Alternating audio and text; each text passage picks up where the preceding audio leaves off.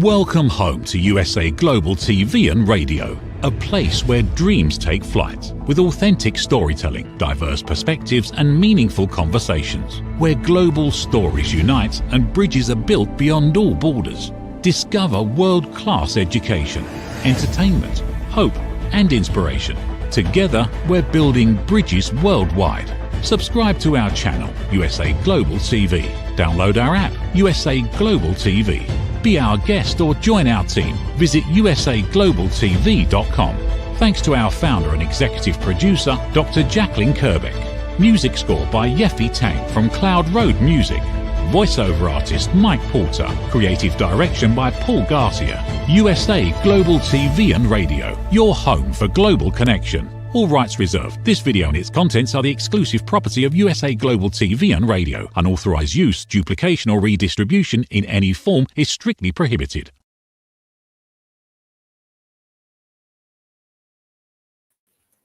Hello and welcome to USA Global TV and Radio, where we provide world-class education, entertainment, hope and inspiration.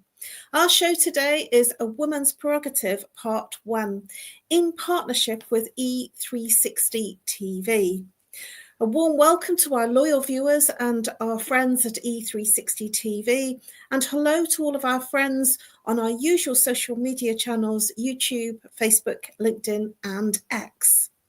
Today's topic, I'm very excited for this topic today, it's net zero and beyond, holiday choices, business and climate change. I am Caroline HEWARD. I'm known as the Harley Street Stress Expert. I'm resident therapist for USA Global TV and Radio, and I'm also your host for tonight's show, A Woman's Prerogative Part 1. I'm absolutely honoured and thrilled to be representing Dr. Jacqueline as your host for USA Global TV and Radio's flagship show. We are joined with a number of other panelists. We have a full-time panelist, Reverend LYDIA FOUGERES, known as the Great Divine Mother, and she's also the mother, and she's a mother and reverend with a master's in metaphysics. And we have a special guest joining us tonight, a special guest that I've known for a long time, over 2 decades, Dr. Veronica BROOMES. Her role is CEO for Sustainability Summit for Business, which intertwines with her passion for environmental and sustainability and strategic business growth. Let's bring them both out and let's get on with the show. Hello, ladies. Hello, everyone. Thank you very much. Hello, Reverend LYDIA. Delighted to be here again. Thank you very much, both of you, for joining us tonight. Without further ado, it would be wonderful if you could both introduce yourselves. We'll start off with Reverend LYDIA. If you can introduce a little bit about what you do and how you help people, Reverend LYDIA. Well, I do help people with metaphysics to start with. I was a holistic nurse and a registered nurse. So I do understand people with what they live, what they go through. I am a reverend, so I do the functions of a reverend also. I work as an intuitive healer. I work with aromatherapy and all the natural resources that are possible. I work in a holistic way, but also I do believe in Western medicine. So that is what I do. So I am there to listen and to help and to guide, to find out cause to effect when someone is going through something difficult. That is what I do. Thank you very much, Reverend LYDIA, and wonderful to always have you as one of our residential panelists, our expert panelists, and our wonderful and special guest, Dr. Veronica BROOMES. Please introduce yourself and tell us a little bit about what you do and how you help people and organizations. Thank you, Carolyn, and hello everyone who is viewing today's live stream or maybe listening to it on the replay or on YouTube. My name is Veronica BROOMES, and I'm the CEO, the founder of the Sustainability Support Service. What I do through my business is help other business owners or people who are working in businesses that are struggling to understand how they can actually integrate sustainability in their day to day. The first question is, what is sustainability? And from the perspective of a business, as well as an individual, sustainability is about looking at the environment or the planet, making decisions that also would affect people, the social part of it, and if you're in business, to ensure it makes business sense. So it's not about having a mark, it's not about planting trees, it's about thinking in your day-to-day operations, whether it's the energy that you use for heating or the way in which you travel, whether your own vehicle or public transport. The people that work with you or support you in your business, your customers, your clients, those are all part of the social and people ecosystem. And is to ensure that that makes business sense. It makes business sense so that you win new business, you attract the customers and clients that you need, and you're also able to future-proof your business so that you can get the talent and the skills in order to grow and support the people that you serve, whether you describe them as clients or customers. So it's very hands-on in terms of what I do, not literally, but metaphorically, in that I'm a trusted guide at the side of business owners, business founders, and through training, capacity building, an online sustainability portal that we have within the business, we're able to help businesses to not only see what they're already doing and to recognize that and continue their best practice, but also to be able to make a difference in terms of how they serve their customers, how they deliver their service, and to ensure that they can do that in a way that is seamless, in a way that will ensure that they're continuing to stay in business. So that is some of what I do. And in October, just over a month ago, we held for the first time an online summit on sustainability, and it was specifically for small and medium enterprises, including those that are in the supply chain of larger organizations. So hopefully that gives an idea as to what I do for your viewers and listeners, Caroline, and I'm delighted to be here again this evening. Thank you, Dr. I've lost the name. Thank you very much, Veronica, for your esteemed contribution here tonight. And I'm looking forward to getting into the topic. Before I do, I'll briefly introduce myself. I'm Caroline HEWARD, known as the Harley Street Stress Expert, and I help people bust their stress. How do I do that? I work with root cause therapy and chakra psychology, how the mind and body connects and what happens when the person is experiencing a symptom, whether it's physical, emotional, mental, or behavioral.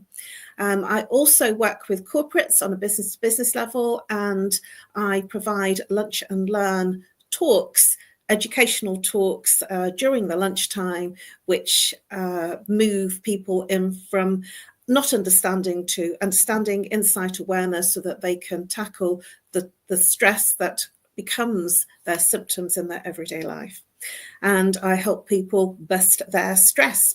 So without further ado, let's move into the show. Our topic tonight, net zero and beyond, holiday choices, business and climate change. And this topic has come from Veronica Broomes because this was something that was very dear to her heart. And as you have heard from her what she's just shared, that she is very much an expert in this field. But I'd like to start in a very small way, in a personal way to begin with. And I'd like to look at, in a personal way, how can individuals make sustainable choices during the holiday season. And I'm looking at things like, because we are right on top of Christmas. I can't believe that I'm going to my family next Monday. I can't believe it's next week. A week today, I'm going off for Christmas. So this is very much in the mind. It's very topical. And I feel that it's absolutely brilliant that we've got Dr. Veronica Broomes here tonight to look at this particular topic. One of the things that came up for me was gifts using minimal packaging, because we like to, especially our older generation, we like to have ribbons and bows and pack it with lots of boxes and all the rest of it. But, sort of, this is something that certainly the older generation can do. And something that I also thought about was purchasing something for gifts, if you are looking at last minute gifts, in terms of looking at locally made. What are your thoughts about what I've just shared, Reverend Lydia? And would you like to add some of your own suggestions in terms of how individuals can make more sustainable choices during the holiday season? Well, I did solve my problem with gift cards. I gave gift cards and books. So it was for me the solution. So no toys, no whatever this year because I have grandchildren. So I did not. So it was books and gift cards. They can get whatever they want. And I do not have to do the packaging neither. So I do not have to feel guilty for packaging and all that comes with it. It is not as glamorous that it used to be, but at least I think about the environment by making it smaller. That is the way I did things this year. That is the way I thought. Let's Thank you, save the Reverend Lydia, and I environment. love it because I hand money to the family, and so they get what they want, so we don't offend them by purchasing something they don't want. Well, let's move into our expert on the topic, Dr. Veronica Broomes. What are your thoughts about how individuals can make sustainable choices during this holiday season? Well, thanks for asking the question, Caroline. That's a brilliant way to start our conversation this evening. And Reverend Lydia, you're certainly on the right track in terms of not only reducing your carbon emissions or reducing your packaging waste, but also to maybe increase the experience of the recipients of your gifts. And so I'd say that think about it in the way which says small ideas, small action with a huge impact. And that's very much what this season allows us to do. So if we're thinking about gifting, it depends on who you're giving the gift to. So is it someone at work? Is it a member of your family? If it's a member of your family, from my experience, I know because I have nephews and nieces, I know that you have to think about the age group of the child. Because if it's a toddler, they certainly don't want a picture dictionary if you're giving books. But how about how that gift is wrapped? How about thinking how that gift is unwrapped or will be unwrapped? Do you need it in a gift bag as well as the individual package wrapped? Think about it. Is it a gift that is likely to be used immediately or just seen as another item that the individual has received this Christmas? Is it a gift that is likely to be opened before the next Christmas? And so as you think about those, you think about possible answers to those questions, here are some of my suggestions. And I've actually shared a few of these on my LinkedIn profile because in an effort to create what I describe as a sustainable December, I've been posting every day since the start of the month about what we can do these holidays, what we can do to reduce the amount of plastic, what we can do to be gifting in a better way, but without taking away the fun. So here are some of my suggestions. First, I'd say, think about it. Is it that you need to give a physical gift or can you give an experience? Can you get some tickets for that person, if it's an adult, that person may want to visit a spa or may want to visit the theater or may want to visit the cinema? And yes, the gift ideas are brilliant because the gift ideas allows you to give the recipient the choice as to what it is how they'd like to spend that money and what it is that they'd like to buy. And when they'd like to buy it, because maybe they'd like to have it in a few months and not necessarily on Christmas Day, but you've done your part to hand over the gift on Christmas Day. When you're thinking about wrapping that gift, think about whether you need to have both the gift bag as well as the wrapping paper. And maybe you can have it as a cheeky addition to the gift card, if you're using that, to say, unwrap carefully. So if you ask the recipient to unwrap carefully, chances are you'll get the paper in a state that it can be reused. And that's another way in which you can reduce the waste that comes with Christmas or is often associated with all other holidays that we have during this month. Another suggestion is to think about previous cards, greeting cards, whether those be Christmas or for any other holiday.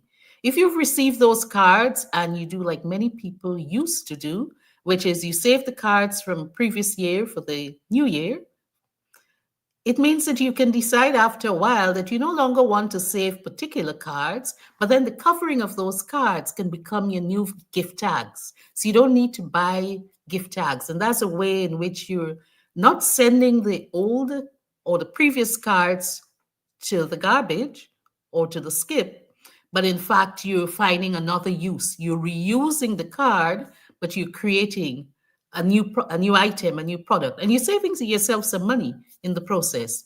And then finally, in terms of this session, I'd say that another way in which you can reduce the excess around gifts is to look at gifts that you may have received previously that you haven't used or you haven't opened, and think about how you can regift those, whether the regifting is to a member of your family or a friend or someone in your community, or whether that regifting is taking it to a charity shop that someone else can benefit from, as well as allow the charity shop to earn some additional income from your gifting of an item that you received as a gift, but you hadn't made use of. So those are some of my suggestions as to actions that we can take to ensure that we have, they're small actions, they're simple actions, but they can have a huge impact. Thank you, Dr. Veronica Broomes. I'm really appreciative of all the things that you've shared. I do like the idea of the card being used as a gift tag. I'd not thought of that before. So I think that's an excellent idea, because I receive lots of wonderful cards and I don't want to throw them away. And so I keep them, and then I end up throwing them away at some point when they're overflowing out of boxes and where I've stored them, especially as I've moved. But I really love some of your ideas, and you've actually taken away some of my questions, because apologies, but you can ask them in a different way. You've actually encountered the communities, how we can get involved in the communities and sustain embracing sustainability. But there is a couple that I did want to share, and that's host swap markets, where residents can exchange goods instead of buying new ones. A little bit sort of on the scheme of the car boot sale, but with a difference, in terms of swapping gifts. And also looking at it like that, actually swapping gifts that we've not used. I'm sure that you, like us and many of us, that we have gifts that we don't want, and they either get thrown away, put in the bin, or they just get put in a shelf in the wardrobe somewhere and forgotten about. And I like to recycle those gifts without offending the person that sent it to me. So I do feel that this exchange market is a good idea. And also to organise eco-friendly holiday fairs with local sustainable vendors would be another thing that I would suggest. So I'd like to look at starting and growing a business. What advice do you have? And we'll start off with Reverend LYDIA to begin with. What advice do you have for entrepreneurs looking to build sustainable businesses, in terms of how would they begin? What are your thoughts in terms of your views on sustainable business activities? Well, the way now people should look at business should be online business, where they do not have a warehouse or they do not have all those fees and all this, the inventory that they have to keep. So the way, if they actually have a virtual business, they save a lot and it's very sustainable, because the thing is that there is nothing that goes to the curb, and they produce as they need. So there is no waste. And they produce as they need. Not They do not have a lot in inventory and then lose that inventory and create piles of garbage, actually, and plastic of whatever. There are lots of people that actually print T-shirts. So those are clothes.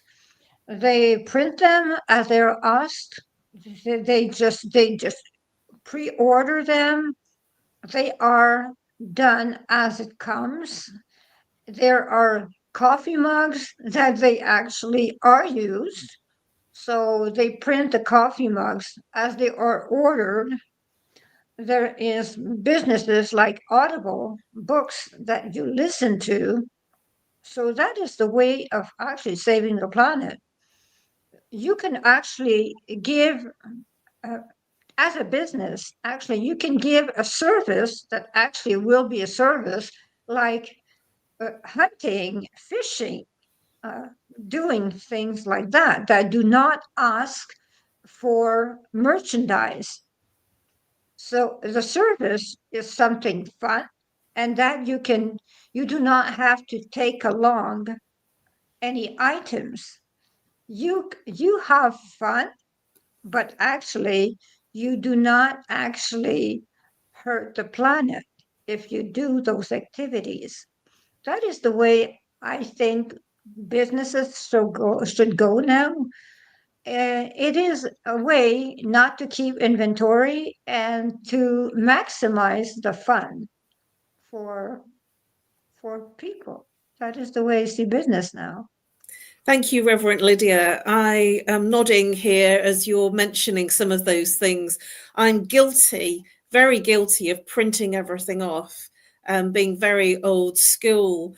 And I'm doing my best not to print. But when I haven't printed something and the computer dies, that's my challenge. And so it's about a balance for me because I do print off a lot of stuff and I had to throw away a lot of paperwork when I moved because I'd kept things from the very first entry of me being in business, which was the year 2002 and 3. So I'd kept paperwork for almost 2 decades.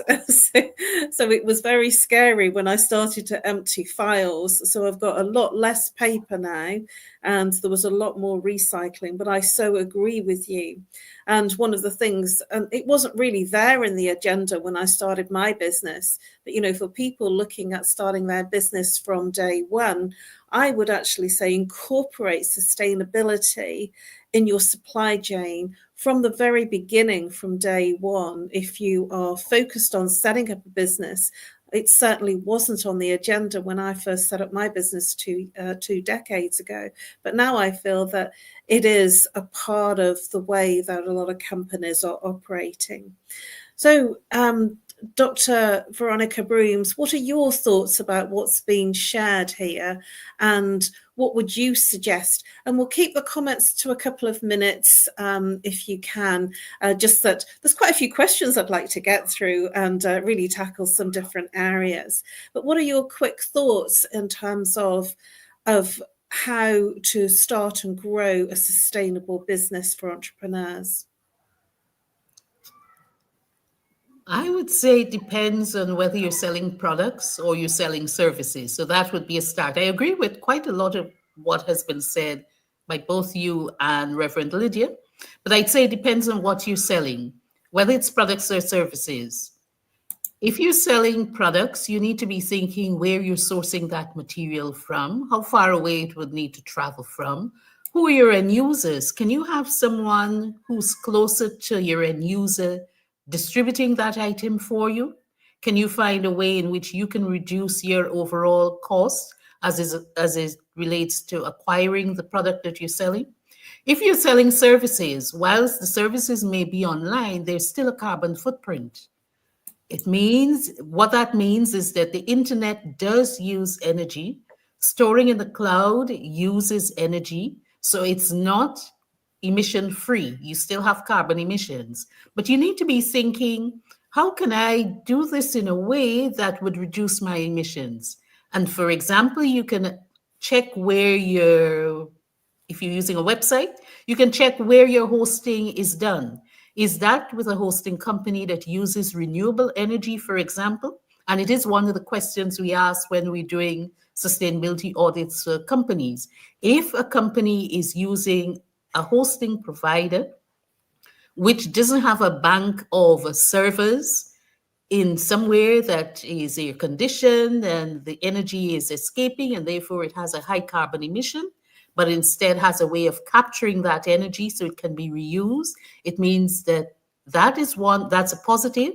If that provider or where that data is stored is the data servers are actually hosted or the energy comes from a renewable source, whether it's be wind, the sun, or something else, it means that is another way in which you're reducing your carbon emissions. So you can be saying that, yes, although you're an online business, your business is hosted on a website that the hosting company uses renewable energy, for example. So I'd say if you're starting a business now, think about ways in which you can help the potential end users, the people you have in mind to sell to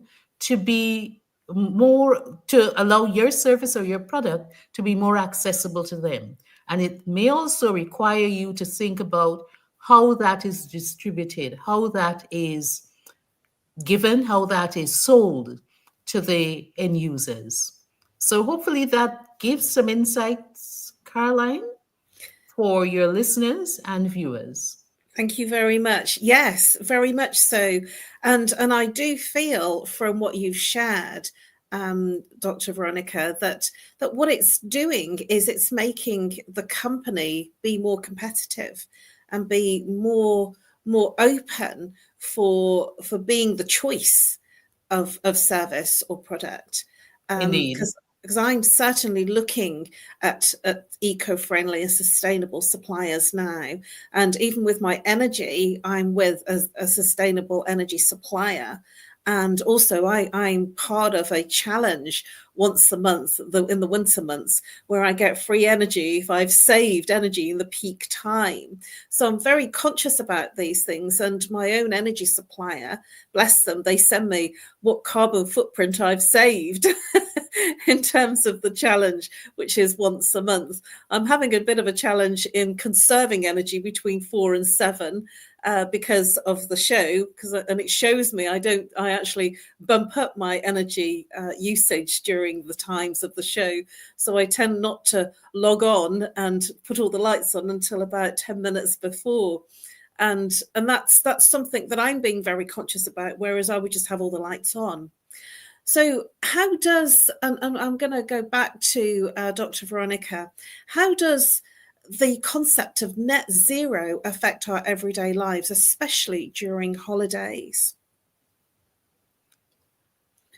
I think it would be helpful if I first explain what net zero means, because I think people have heard the term. They've heard it has something to do with carbon emissions or the temperature of the world or the planet. And they also may have heard that it has something with trying to get to zero. But often beyond that, it doesn't mean anything. So net zero is actually the term that is used to describe the point at which a country, because they're different targets according to they're different years, as well as targets according to countries. So it depends on where you live. But that's the point at which the carbon emitted, the carbon emissions, the energy, the activities that we have, it's that point at which that amount that is given off is equal to the amount that can be stored or saved in a carbon sink. And the net zero, in terms of the country's requirement to get to net zero, is the point at which all the emissions all the carbon that is emitted, whether it be from travel or it be from agricultural activities or it be from anything else, all that carbon does not exceed the level that has been agreed, the year that has been agreed, when that country was emitting a particular level of carbon emissions. So, for example, in the United Kingdom, in the UK, 1990 is the benchmark year. So every business, every individual in the UK has automatically been signed up to an obligation to reduce our carbon footprint, our carbon emissions to the level that it was in 1990. And so it means that because we've exceeded the amount of carbon that the country was emitting in 1990 from its different activities and industries, it means we now need to find ways in which we can reduce those emissions.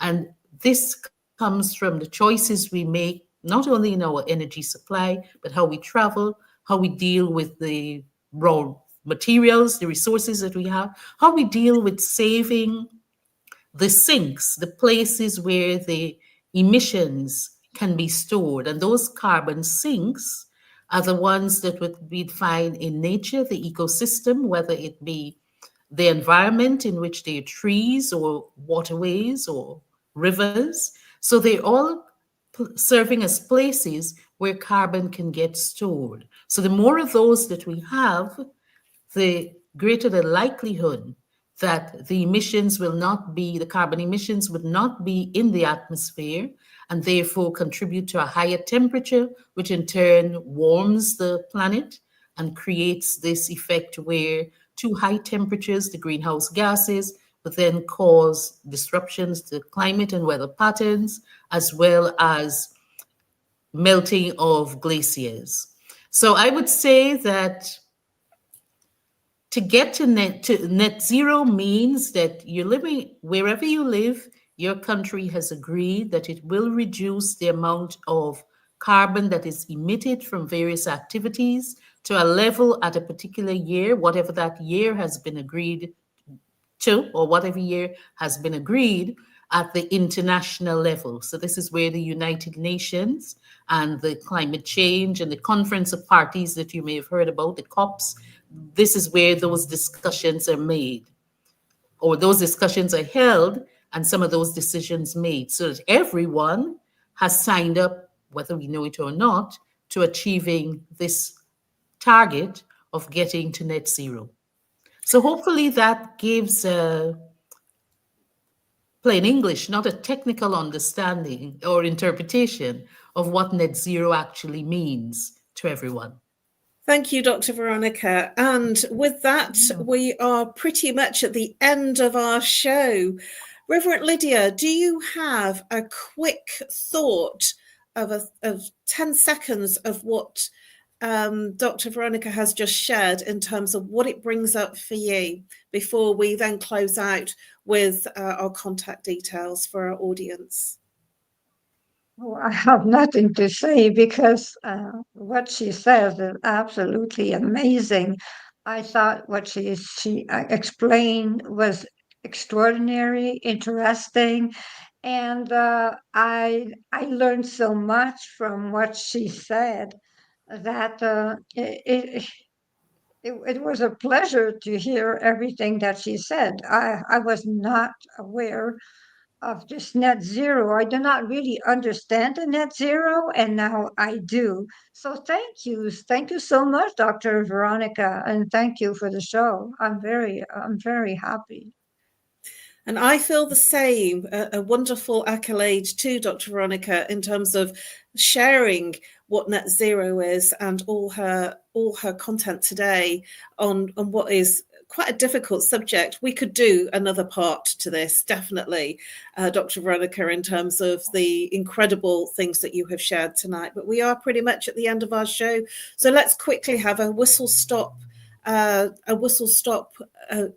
with our audience as to what your contact details are. So share your best contact details. We'll start off with our guest, Dr. Veronica. What's the best way for people to reach you? I'd say the best way to reach me is on LinkedIn. And so there is a link on the screen, the banner, which shows that if you check for my name and you look for Sustainability Support Service, I'm likely to show up. But you can also reach me by telephone. There is a number in the UK. And if you're in the UK, you don't need to dial +44. You simply dial 0114 551 3387. And if you're overseas or you find it easier to use a US number, well, then it is, if you're already in the US, you don't need to dial the +1, but if not, you use +1 844 844 and then 936 0092.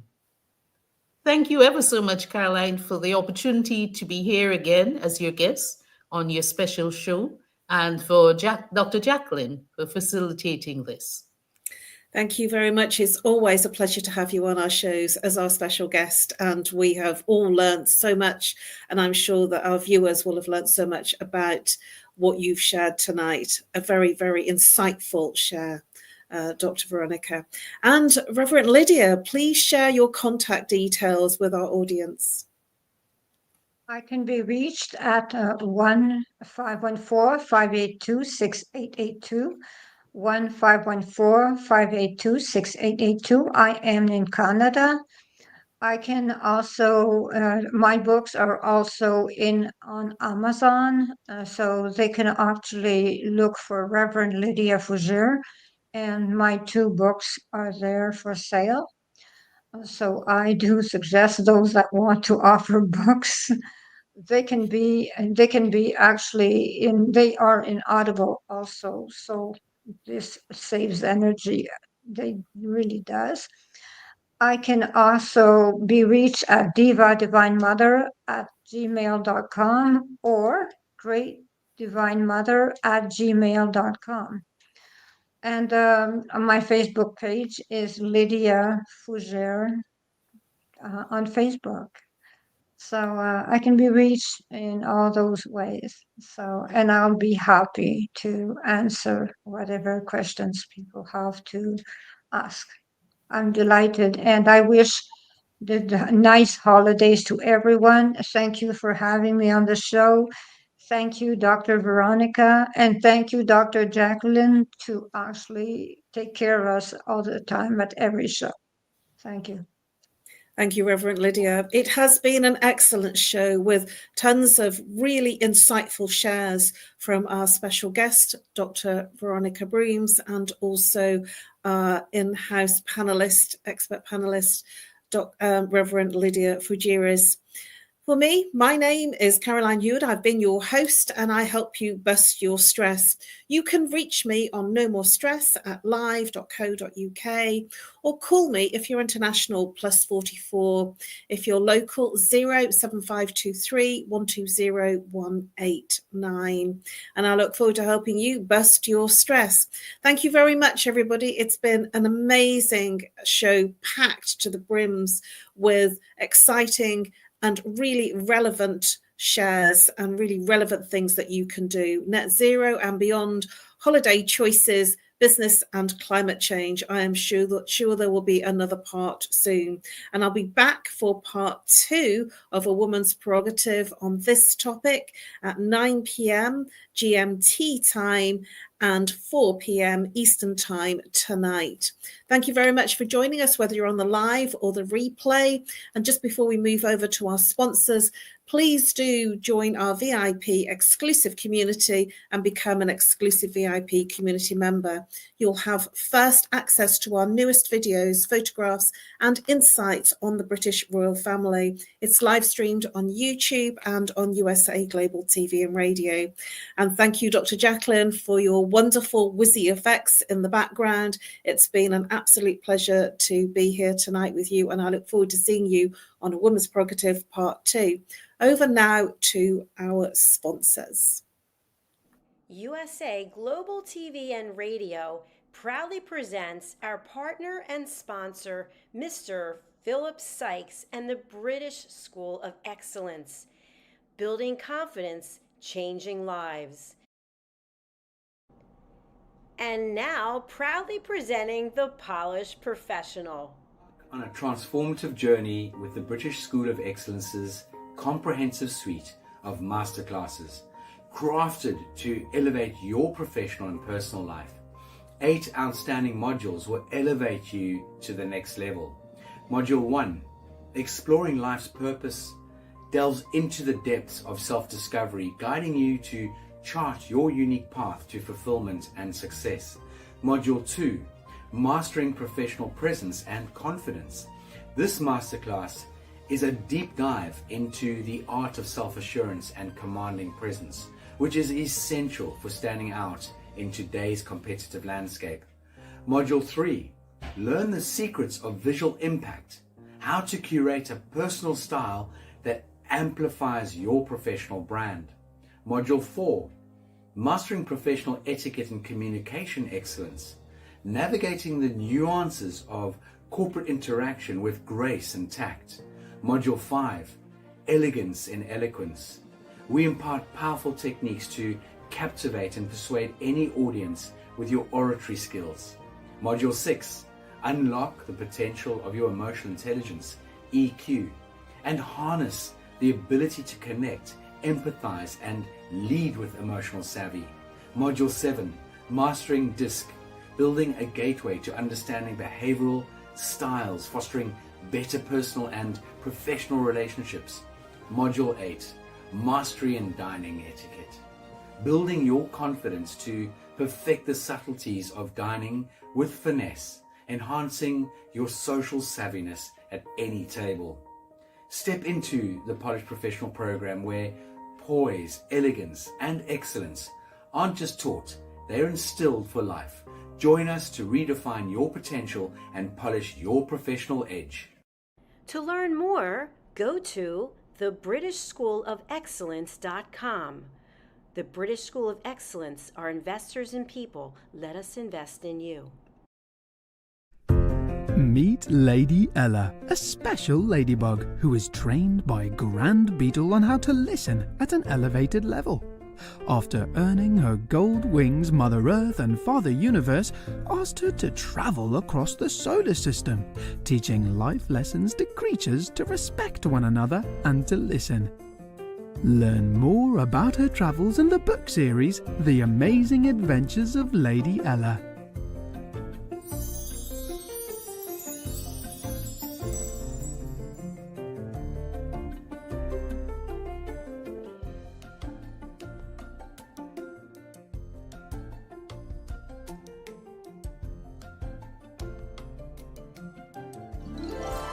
The Amazing Adventures of Lady Ella, the Listening Mentor. Lady Ella's ABCs of Listening. Lady Ella has afternoon tea in London.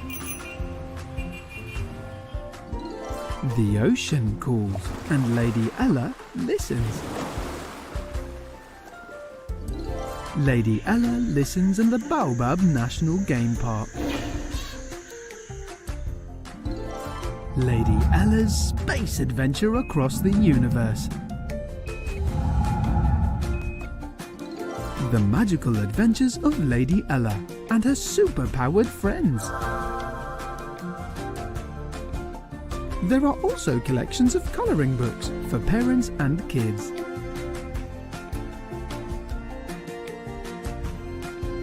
Providing world-class education, entertainment, hope and inspiration. Join our team of elevated listeners to teach children elevated listening skills. Lady Ella would like to teach you and your family how to listen at an elevated level. If you're interested in learning life lessons as well as how to communicate more effectively as a family, go to Amazon and order Lady Ella's books. They're all there just waiting for you.